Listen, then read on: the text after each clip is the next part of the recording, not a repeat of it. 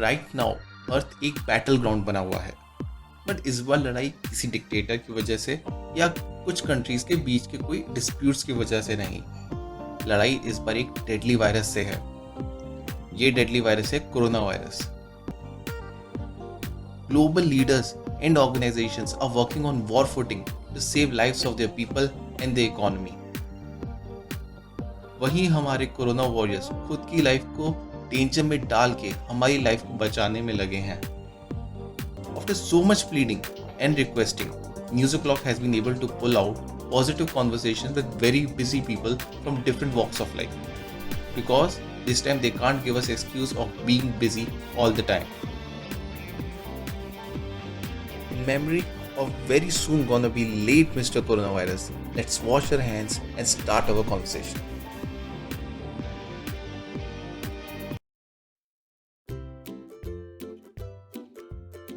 What's your name and what do you do?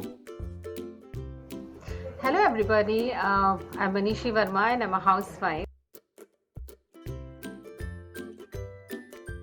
Corona virus pandemic ने आपकी life कैसे impact किया है?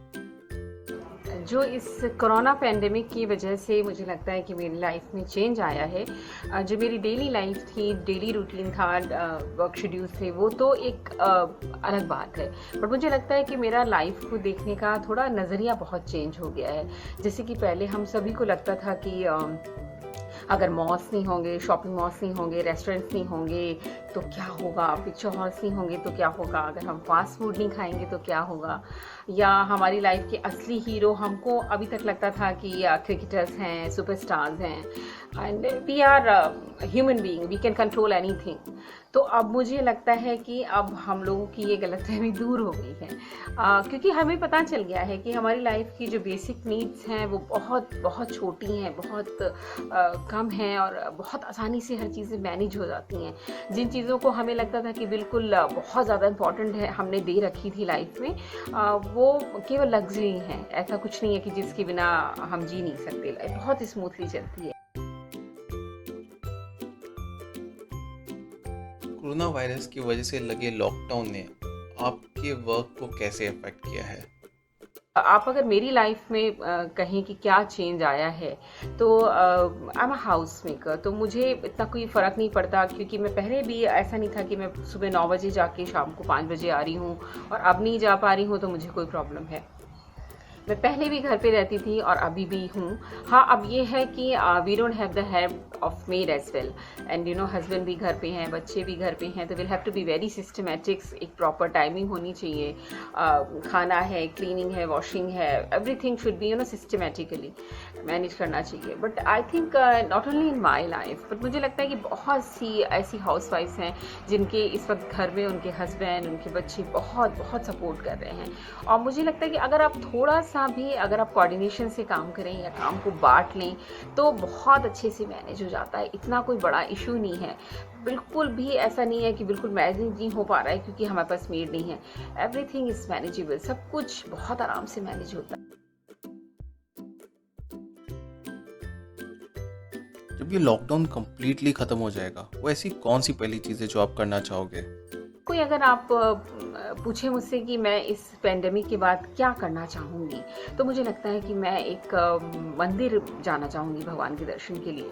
बिकॉज मैं इस ड्यूरिंग दिस लॉकडाउन में कहीं भी नहीं गई just because of this social distancing. तो मुझे लगता है कि अगर मैं एक बार मंदिर जाना चाहूँगी just to thank God that everything is fine, everybody is okay, I think God is even missing us, तो मैं वहाँ जाना चाहूँगी।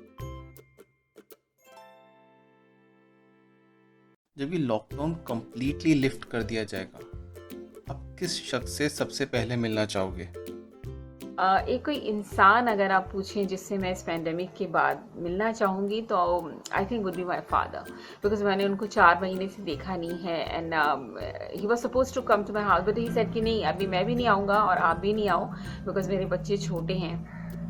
तो मैं अपने फादर से मिलना चाहूँगी, दैट्स फॉर श्योर। वो एक कौन सी डिश है जो आप खाना चाहोगे जब लॉकडाउन पूरी तरह से ख़त्म हो जाएगा? अच्छा, एक खाना अगर आप मुझसे पूछें कि मैंने इस ड्यूरिंग लॉकडाउन क्या मिस किया, तो मुझे लगता है कि देखिए, मैंने इस लॉकडाउन के पीरियड में बहुत सी चीज़ें ट्राई करी घर में, बिकॉज़ मेरे बच्चे बहुत छोटे हैं, तो मैंने बहुत सी डिफरेंट डिफरेंट चीज़ें ट्राई करती रही। एंड थैंक गॉड सब बहुत अच्छा बन भी गया। बट एक चीज़ जो मैंने बहुत स्ट्रिक्टली फॉलो करी कि मैंने नॉनवेज नहीं खाया, और मैंने बिल्कुल भी नहीं नॉनवेज को बनने नहीं दिया। तो मुझे लगता है कि इस लॉकडाउन के बाद मैं नॉनवेज खाना पसंद करूँगी टू बी वेरी ऑनेस्ट। जब ये कोरोना वायरस पेंडेमिक खत्म हो जाएगा, वो कौन सी जगह है जहाँ आप विजिट करना चाहोगे सबसे पहले? एक कोई जगह अगर आप पूछें कि मैं कहाँ जाना पसंद करूँगी इस लॉकडाउन के बाद, तो मुझे नहीं लगता कि ऐसी कोई भी जगह है अभी तो कि मुझे जहाँ मेरे को जाना ही जाना है। क्योंकि मुझे लगता है कि ठीक है, लॉकडाउन उठ जाएगा, गवर्नमेंट भी कुछ छूट देगी, बट वी ऑल नो कि ये वायरस इतनी जल्दी जाने वाला नहीं है। तो मुझे नहीं लगता कि मैं अभी अपने बच्चों को इतना बड़ा कोई एक्सपोजर अभी बाहर का दूंगी। तो my sweet home is good. मैं अभी कहीं ऐसा कोई बहुत डेस्परेटली जाना नहीं चाहती। वो कौन सी ऐसी एक चीज़ है जो आप अपनी लाइफ में ऐड करना चाहोगे इस लॉकडाउन को ख़त्म हो जाने के बाद भी? एक चेंज जो मेरी लाइफ में अगर आप पूछें इस लॉकडाउन की वजह से आया है, वो मुझे लगता है कि I am very hygiene freak now. और not only me, but I think my husband, my kids, everybody should now concentrate more on yoga, meditation, immunity boosting foods, everything. वो पहले भी करते थे, बट अब मुझे लगता है कि ज़्यादा मैं ध्यान दूंगी, बिकॉज मुझे लगता है कि जैसे अगर आपको कोई भी प्रॉब्लम है, छोटी सी भी, आपको चाहे कफ है, स्नीजिंग है, कोल्ड है, तो आपको उसको लाइटली नहीं लेना चाहिए। आपको बच्चों को अब हमें सिखाना पड़ेगा कि सोशल डिस्टेंसिंग कैसे मेंटेन करें, कैसे आप छोटी छोटी चीज़ों पे ध्यान दें, नेचर के प्रति आप थोड़े से सेंसिटिव होएं, योगा, ये एवरीथिंग। मुझे लगता है मैं इस पर बहुत ज़्यादा ध्यान दूंगी। कोरोना वायरस ये हमारी लाइफ से चला जाएगा, और ऐसी कौन सी एक चीज़ है जो आप अपनी सराउंडिंग्स में देखना चाहते हो? एक चीज़ जो मैं चाहती हूँ कि सोसाइटी में चेंज आए इस पेंडेमिक के बाद, मुझे लगता है कि now we should start thinking about mother nature now.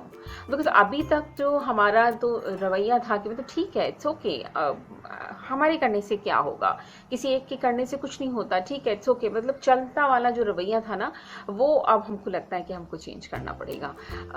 हमें थोड़ा सोचना पड़ेगा, मदर नेचर की तरफ थोड़ा सा अपनी रिस्पॉन्सिबिलिटी समझनी पड़ेगी, और थोड़ा लोगों को सोशल डिस्टेंसिंग का ध्यान रखना होगा। अगर आपको जरा सा भी कोई प्रॉब्लम है तो आप मास्क पहने, क्लीनलीनेस का ध्यान रखें। एक प्रॉपर सिस्टमेटिक तरीके से लोगों को थोड़ा सा अब सोचना पड़ेगा। उससे बहुत फ़र्क पड़ेगा मुझे लगता है सोसाइटी में।